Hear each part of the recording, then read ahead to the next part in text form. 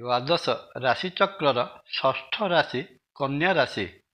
ବୁଧ ମହାଗ୍ରହ ଏହି କନ୍ୟା ରାଶିର ଅଧିପତି।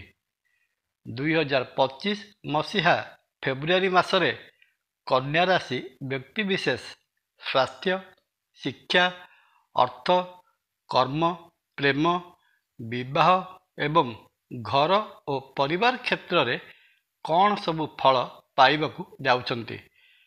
ଜୟ ଜଗନ୍ନାଥ। ନମସ୍କାର।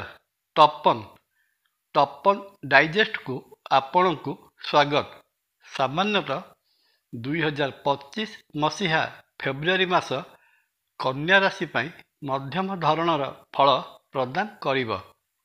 କେତୁ ମହାଗ୍ରହ ମାସ ସାରା ଆପଣଙ୍କ ରାଶିରେ ରହୁଥିବାରୁ ବୈବାହିକ ଜୀବନରେ ସମସ୍ୟା ପ୍ରଦାନ କରିବାକୁ ଯାଉଥିବା ବେଳେ ସପ୍ତମ ଭାବରେ ଅବସ୍ଥିତ ଶୁକ୍ର ଓ ରାହୁ ବାଣିଜ୍ୟ ବ୍ୟବସାୟ କ୍ଷେତ୍ରରେ ପ୍ରବଳ ଲାଭ ପ୍ରଦାନ କରିପାରନ୍ତି। ତତ୍ ସହିତ ବୃହସ୍ପତି ମହାଗ୍ରହଙ୍କ ନବମ ଭାଗ୍ୟଭାବ ବୃଷ ରାଶିରେ ମାସ ସାରା ରହିବା ଏବଂ ଆପଣଙ୍କ ରାଶିକୁ ପୂର୍ଣ୍ଣ ପଞ୍ଚମ ଶୁଭ ଦୃଷ୍ଟିରେ ଚାହିଁବା ଆପଣଙ୍କୁ ନିରୋଗ ରଖିବା ସହିତ ଭାଗ୍ୟ ଭାବରେ ବୃଦ୍ଧି ଘଟାଇବ। ଜାଣିବା 2025 ମସିହା ଫେବୃଆରୀ ମାସ ପାଇଁ କନ୍ୟା ରାଶିର ସମ୍ପୂର୍ଣ୍ଣ ରାଶିଫଳ। ସ୍ୱାସ୍ଥ୍ୟ ଦୃଷ୍ଟିରୁ ଦେଖିବାକୁ ଗଲେ ଆପଣଙ୍କ ରାଶିରେ ମାସ ସାରା କେତୁ ଗ୍ରହ ଅବସ୍ଥାନ କରିବେ।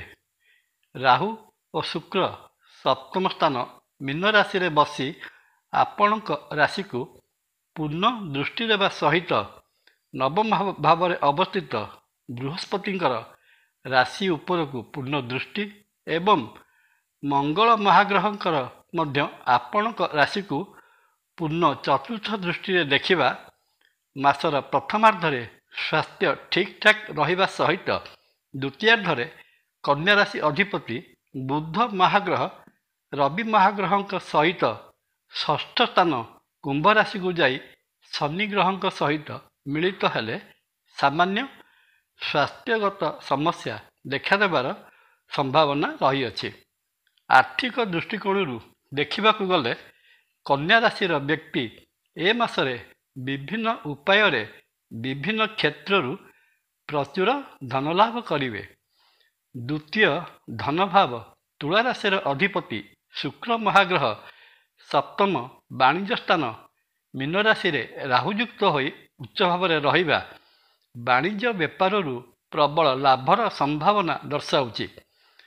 ସପ୍ତମାଧିପ ବୃହସ୍ପତି ଭାଗ୍ୟ ବା ନବମ ଭାବରେ ରହି ବାଣିଜ୍ୟ ବ୍ୟବସାୟ କ୍ଷେତ୍ରରେ ନୂତନ ବାଣିଜ୍ୟିକ ଶାଖା ଖୋଲିବା ଏବଂ ବିଭିନ୍ନ ଅର୍ଥ ଲଗାଣ ସଂସ୍ଥାରେ ଧନ ନିବେଶ କରିଥିଲେ ସେଥିରୁ ପ୍ରଚୁର ମୁନାଫା ପ୍ରଦାନ କରାଇବା ସହିତ ନୂତନ ଭାବେ ଧନ ନିବେଶ କରାଇପାରେ।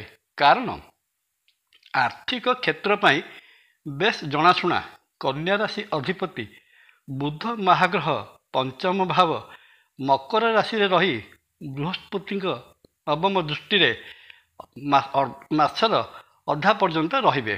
ତେଣୁ ଫେବୃଆରୀ ମାସର ପ୍ରଥମାର୍ଦ୍ଧ ଅର୍ଥ ଲଗାଣ ବା ପୁଞ୍ଜି ନିବେଶ କରିବା ପାଇଁ ପ୍ରକୃଷ୍ଟ ସମୟ ରହିବ।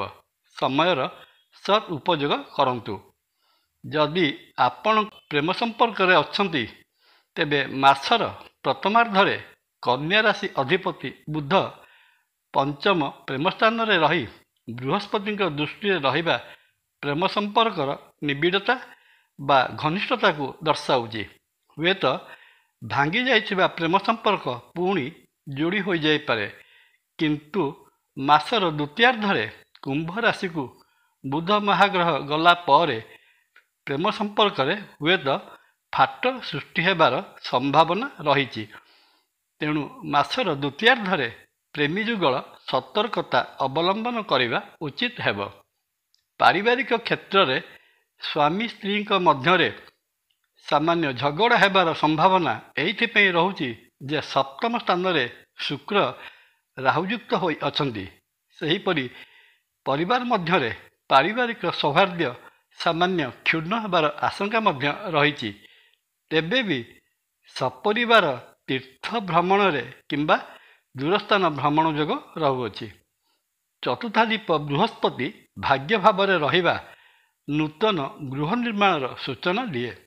ଚାକିରି କରୁଥିଲେ କର୍ମସ୍ଥାନରେ ସମ୍ମାନ ଓ ସହଯୋଗୀମାନଙ୍କର ସମ୍ମାନ ମାସର ପ୍ରଥମାର୍ଦ୍ଧରେ ପାଇବେ। ଶିକ୍ଷକତା କରୁଥିଲେ ବିଶେଷ ଭାବରେ ସମ୍ମାନିତ ହେବାର ଯୋଗ ରହିଅଛି।